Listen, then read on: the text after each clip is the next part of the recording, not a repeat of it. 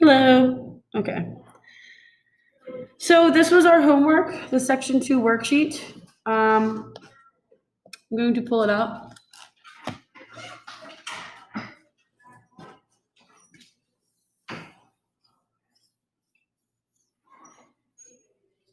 You have to read section 2 of chapter 1 in your textbook. Everybody in here got a workbook, right? Okay. It's the red one.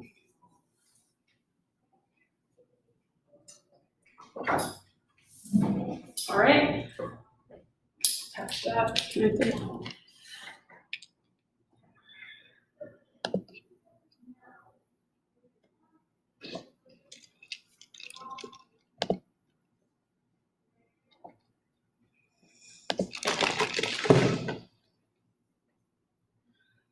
Connecting.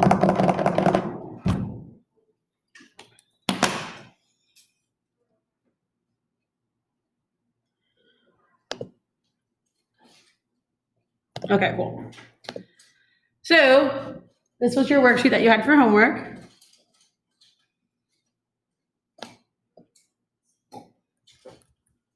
And we looked at different key terms from your section. So section 2 of your textbook was pretty much just talking about different forms of government. Section 1 was focused on looking at what government was supposed to do, right? We remember that the responsibility of government was to do things like what? What were some examples of functions of the government? From section 1. I'll name one, for example. Maintain order. Maintain order. What was another one? Resolve conflict, good. Now name one more. Provide services. Provide services, right? Provide for the public good. Excellent. So we were talking about, the theories of rule, where the power came from in government, and what philosophers really paved the way for inspiration for the democracy we have today. So now we're going to be looking at other types of democracy. Not democracy, other types of government. So for example, we have a monarchy. When you think of a monarchy, what immediately comes to your head? A king or a queen, excellent. So this is a system of government that is headed by one person, a king or a queen, and they exercise absolute authority or absolute power.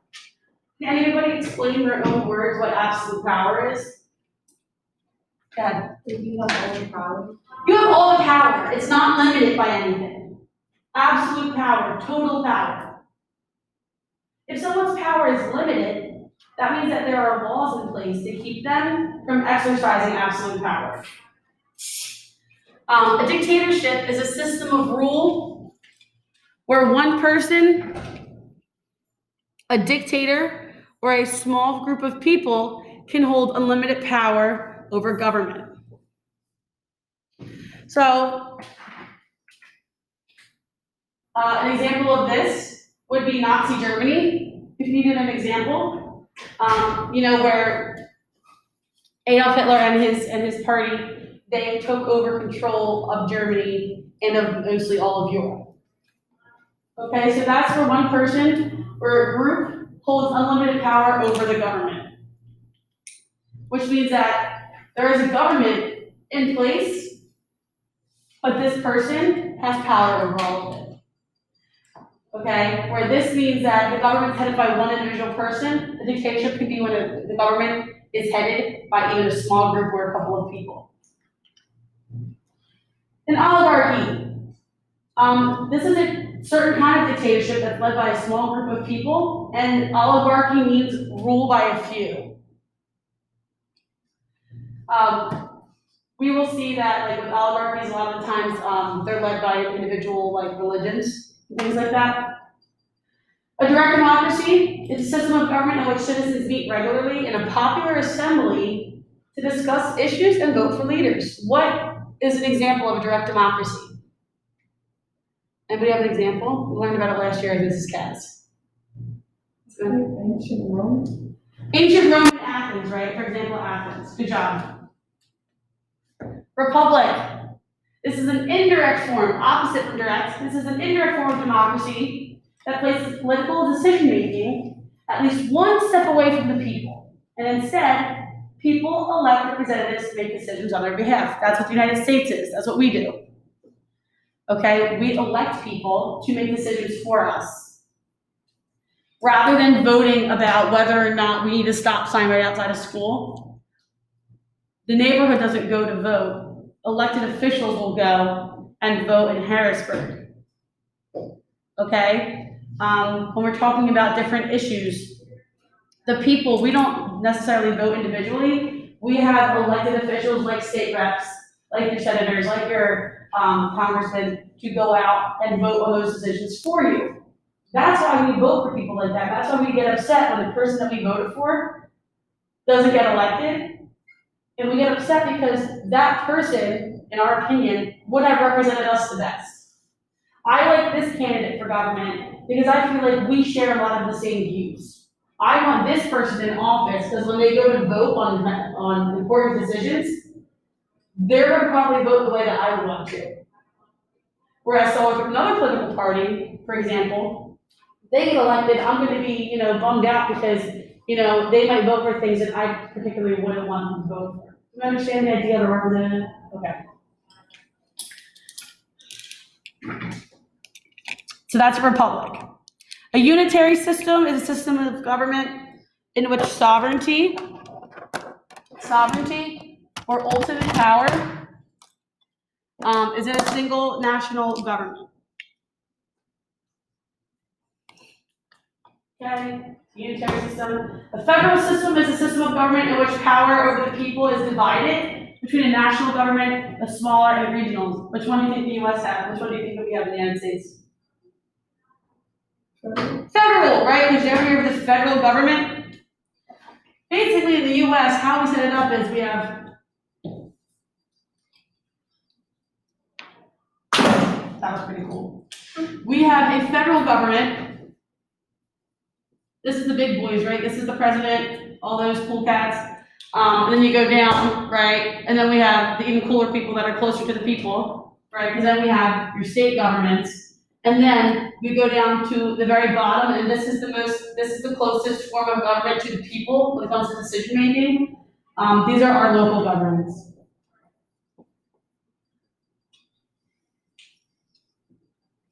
Okay, those are our local governments. Now, federal government, that's the top, right? Furthest away from the people. Give me an example of somebody from the federal government. Let's think specifically executive branch. President, excellent. An example of somebody from the federal government who's the president, right? He's the leader of the executive branch at the federal, or federal is synonymous with national, just so you guys know. National government.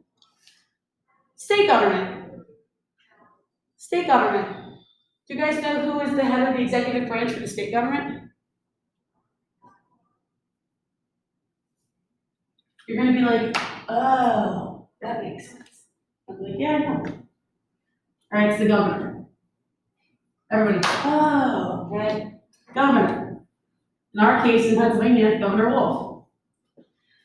So who do you think is the head of the local government at the city level? The mayor. Great. And these are all the examples of the heads of each executive branch. If you're thinking about it in the terms of like the judicial system, this would be the Supreme Court, state Supreme Court, right, and then your city courts. Everybody okay for now? That's kind of how the federal system is divided. Let's see.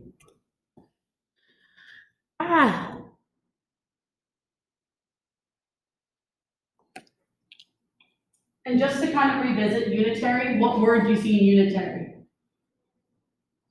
Everybody? Unit, right? So one, okay? That's a system of government where sovereignty or ultimate authority, and everybody, that pretty much just means power. So we don't get confused. Sovereignty just means power. Rests in a single national government. They don't have it divided up like us. Got it? Now, Then we look at the federal system, like we have in the US right here. Confederal system is a system of government where a confederation of independent states form the central government to pursue common interests. Does this sound familiar to anybody? Sound a little bit familiar? Do you guys know an example of the confederal system? It's not around anymore, it was replaced, but do you know an example? Think about it, a system of government where a confederation of independent states form a central government to pursue common interests. Think of it this way. We have this little state, this little state, this little state, and this little state, and they all agree on the same matter. So they say, how about we come together and form this to help pursue our interests?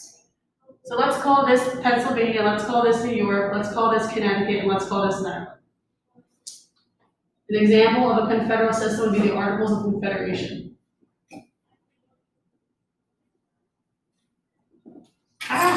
Would be the Articles of Confederation. Anybody know what the Articles of Confederation was? Think back to grade school, you're learning about US government, US history. Basically, the Articles of Confederation was the United States' first try at forming a national government. This was after they decided to break away from Great Britain, and they created the Articles of Confederation, and it basically said that, the states were all coming together to revolt against Great Britain, and hence we had the American Revolution. So that was the first form of government that we tried out and didn't really work too well. But that's an example of the confederal system.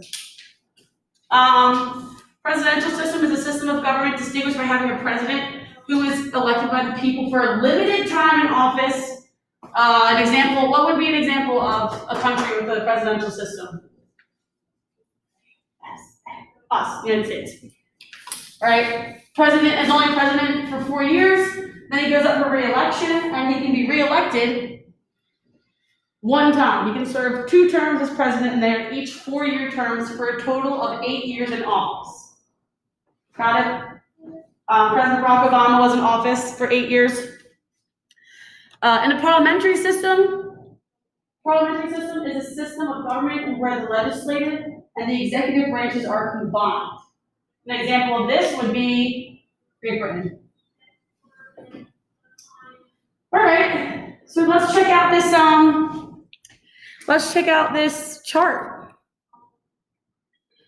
Did anybody do this one, or did everybody do page 6? All right, let's check it out. So as you read, right, you're supposed to pick up a little notes. Let's see.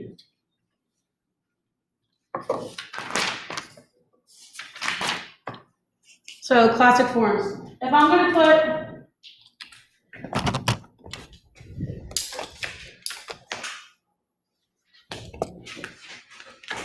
let's put this somewhere. Can you still see? Can you guys still see? All right, cool. So if I were to put monarchy here as a form of government that I'm looking at, a classic form, what would be some details that you guys tell me? It's like either ruled by king or queen with absolute power. Yes, excellent.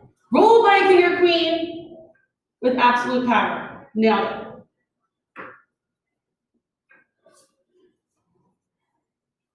Excellent.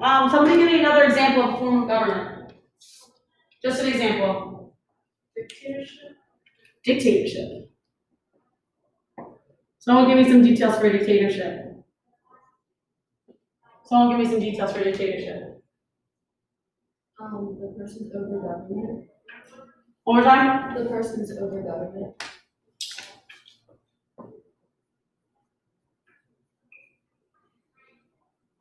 Good. Anybody else? Anyone else? It's headed by one person or a small group of people. Good.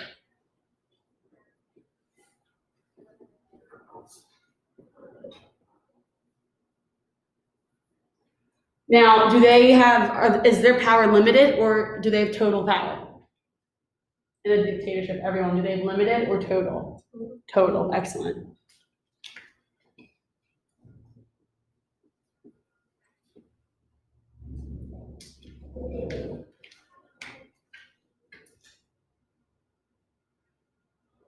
Okay.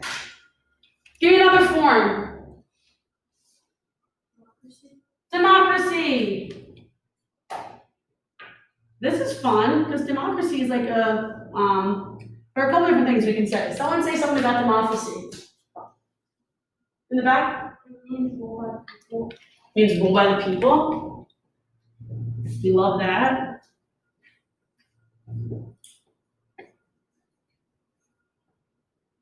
All right, anyone else? They make decisions by a majority rule. Okay. Now, is that specific to direct democracy? Because how many types of democracies do we have? Right, this is important. We have 2 types of democracy. Somebody name the first one, or one? Direct and then indirect, good.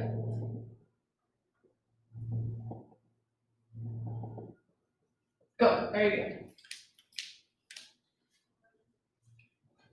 Give me a second, and then if someone could name one more form of government.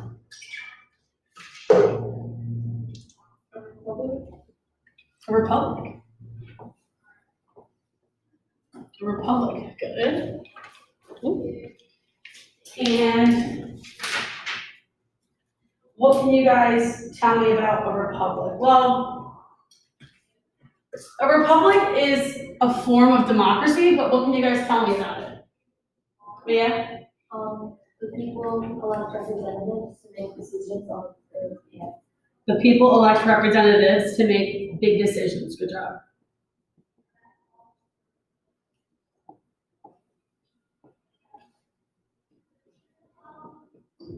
And that's like on their behalf or in their best interest.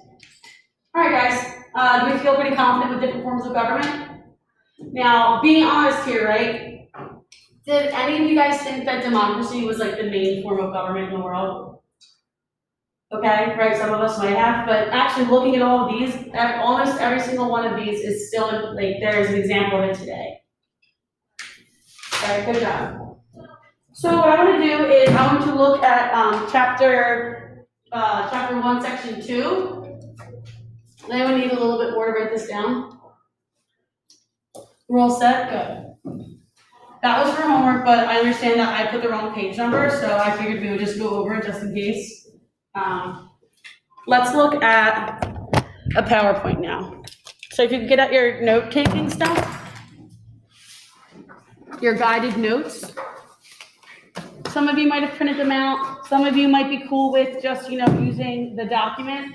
But I sent this to you guys like last week and you took notes on it for your virtual classwork. Do you remember that? Cool. If anybody needs help locating it or figuring out what it is, just let me know. Yes. I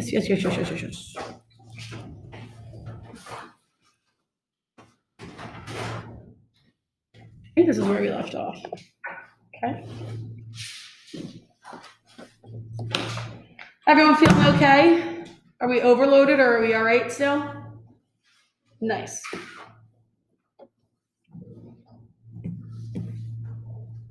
So, last week, you guys, part of your homework was reading about eminent domain. Eminent domain is really interesting because, let's say I buy a house. And, for example, right, because this was a major thing in the news, 2 years ago, last year, even this year. Here, I have a house, and my house is in Texas, South Texas. I buy a house. And President Trump is trying to build the border wall, right? Everyone here is familiar with the idea that President Trump wanted to build a border wall between the United States and Mexico to limit and discourage illegal immigration. That brought up the idea of eminent domain. So eminent domain states that the government can exercise eminent domain or the power to take private property for public use to serve the public good. So, and in your, pass me your guided notes to see what they look like really quick. Flip it. Does it even imagine eminent domain? Let's not. Okay, so yeah, eminent domain basically is the government, and we can write this down or type it into whatever. Eminent domain is the government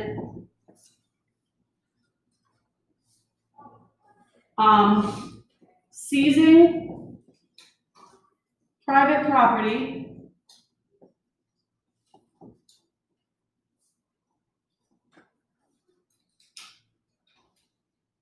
for public use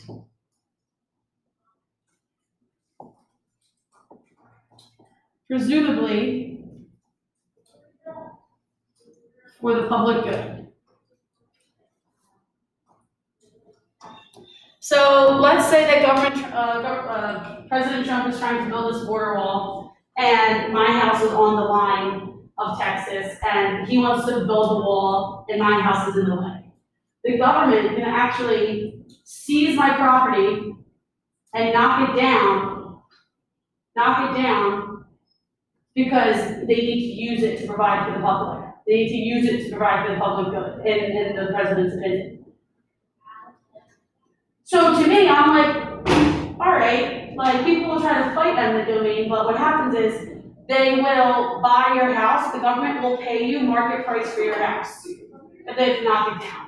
Or if they have to knock down, your business because they're trying to create a park instead of a shop, right? Maybe you own a pizza shop and they're knocking down the entire thing so that they can build a really big park and playground.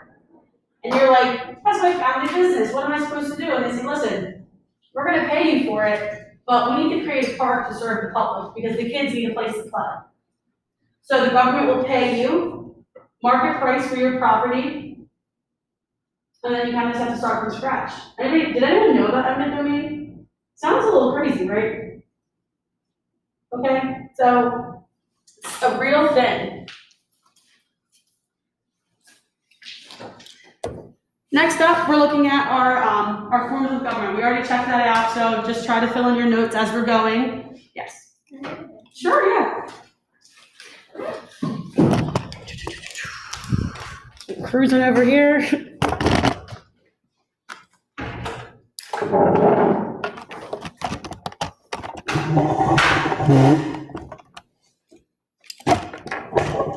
So forms of government can be grouped into categories based on two important questions, right?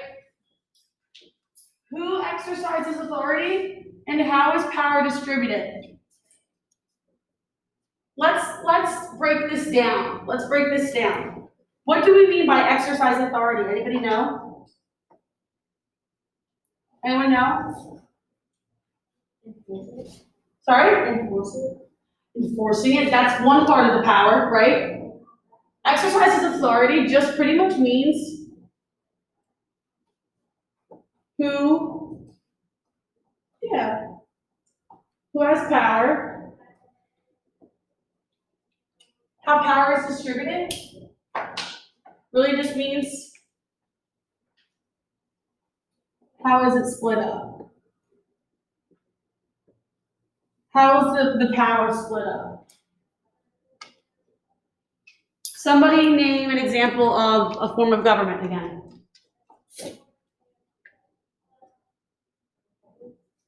A republic. Let's look specifically at the United States, right? We are a representative democracy.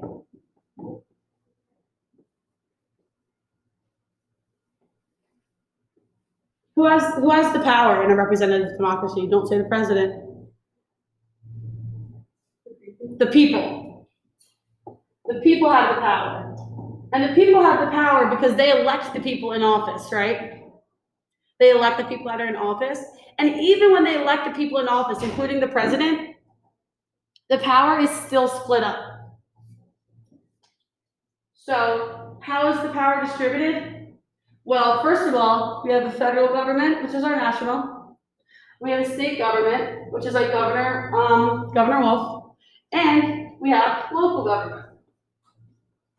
That's one way it's distributed. It's distributed even further. Do you guys know how else we split up the power in government?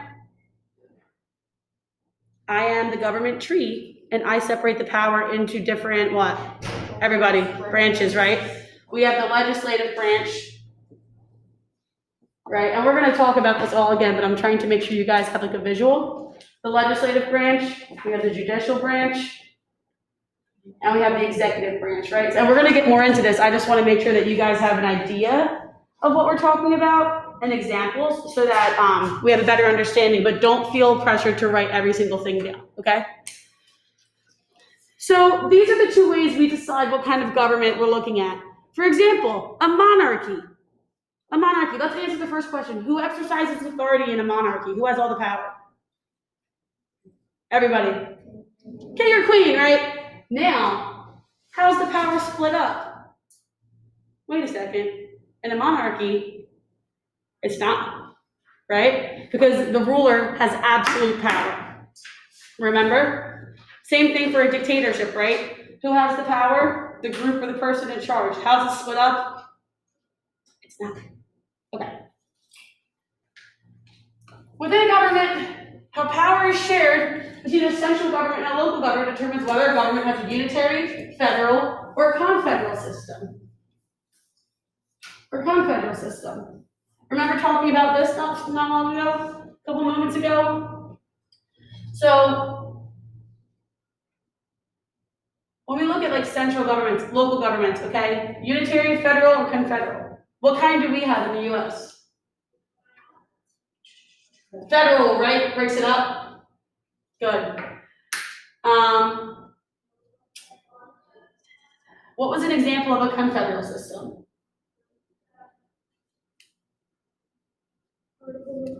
The Articles of Confederation, okay? And when we're looking at a unitary government, are unitary governments really split up that much? No, because why? We see what word? Unit, which means what? Excellent. Most democratic governments either have a presidential or a parliamentary system of government. Which one do we have? Presidential. In a presidential system, power is divided between the executive and legislative branches. In parliamentary systems, the functions of the executive and legislative branch are combined. Okay? What's an example of a parliamentary system? Great Britain, right? All right, just keep that in mind. All right, let's move it. Let's look. Forms of government. We're going to kind of try to just like waltz our way through this because we looked at it. So the main idea of this part of section 2 is that different forms of governments are categorized off of those two questions that we looked at. Who exercises authority or who has the power, and how power is organized or distributed. All right, we already looked at these questions. What are the classic forms of government? How is national power organized differently in these three systems? And how are parliamentary and presidential systems different? These are our classic forms of government. We already checked these out.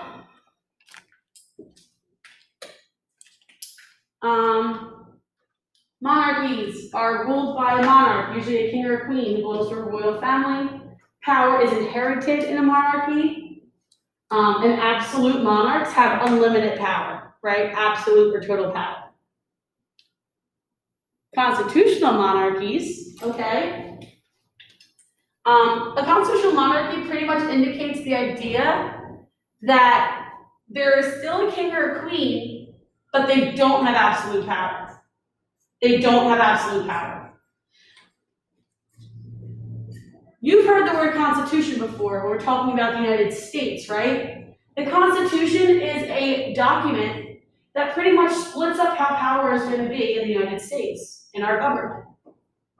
Same thing for the United Kingdom, okay? So a constitutional monarchy basically means there's still a king or a queen, but there's a document. There's a constitution that says the king or the queen can do this, but Parliament has this power. Parliament has this power. Basically, the Constitution limits the king or limits the queen. So, does that mean that the king or the queen has absolute power? No, because there's a constitution that tells them what they can and cannot do. So constitutional monarchy, an example would be the United Kingdom. And the United Kingdom, do we know what the United Kingdom is made up of? So basically it's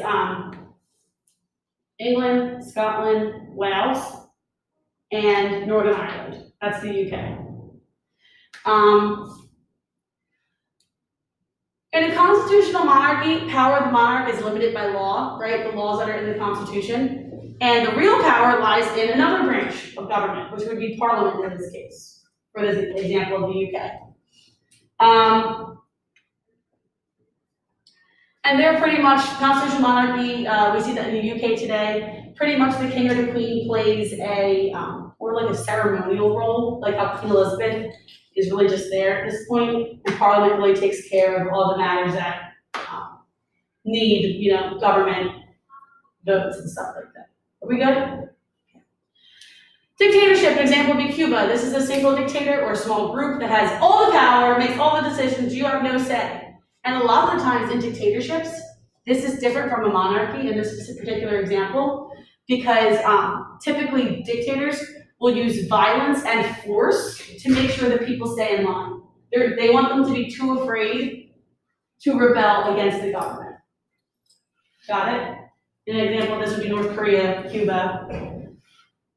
And then we have totalitarian regime. Again, same thing. We're going to be looking at North Korea for this example, for totalitarian regime. Now, this is the word totalitarian. What word do you see in this, everybody?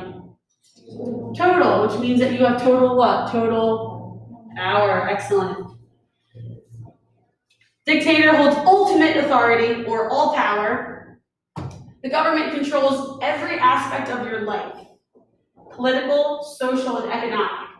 So in totalitarian regimes, the government tells you what you can watch on TV, what you can look up on the internet, what you should wear, kind of car you should drive, and the job that you should pursue. They control every aspect of your life, right? It's crazy kind of to think about because we have so much freedom. However, there are countries like North Korea today who, where everything is controlled. Now, there's no formal or informal limits on government. The person in power can just do whatever they want, really. And then we have an oligarchy. Small group of powerful people. They make most of their government decisions for their own benefit. Membership in the ruling group may be based on wealth, family, or military power. We have a theocracy. And these rulers pretty much claim to, this is like based off of religious belief. It's like a form of oligarchy. Rulers claim that they were selected and directed by a set of religious ideas. The laws are rooted in a particular religion, and the government power is unlimited, absolute power. And an example of this would be in Iran. Direct democracy, this is like ancient Athens, right? Government is by the people, and the citizens are the ultimate source of government power, so the powers of the people. And the citizens come together to vote on laws and stuff like that. And it works best in small communities like ancient Athens. Lastly, we have the representative democracy, and this is pretty much what we see with the United States, government by the people. We elect officials to represent us, and that's how we get this stuff done. Right? Same thing. Dictatorship, one person holds the power. An oligarchy is led by a small group of people. Now, on your notes, do you have like a section for this?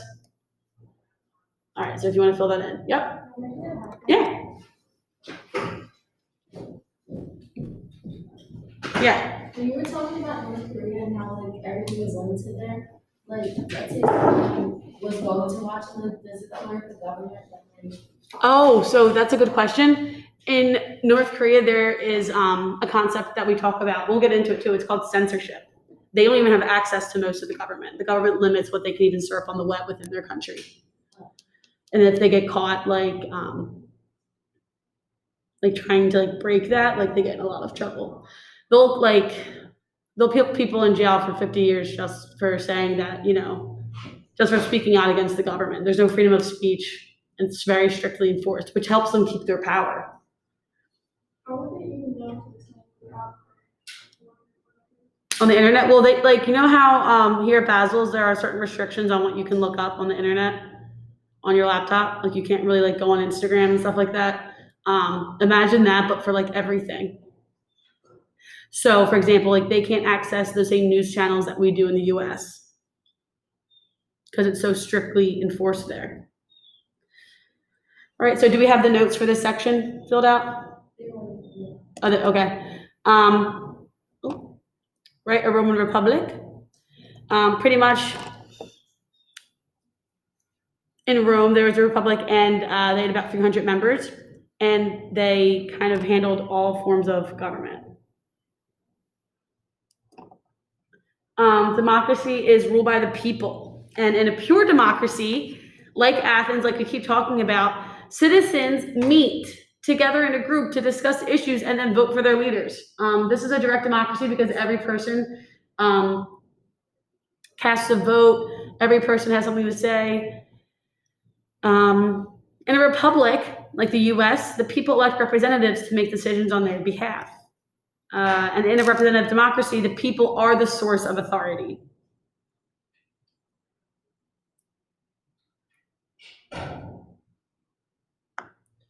So elected representatives are expected to closely follow the wishes of the people. So if the people really want there to be, if I'm the mayor of Philadelphia and the people really want to,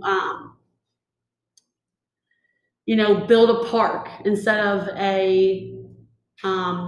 like a tobacco and alcohol store, the mayor is going to want to listen to what the people have to say. Mostly because he wants to serve the interests of the people who elected him, but also why? Why would the mayor want to impress the people that he is working for? Who? So you can get them voted again?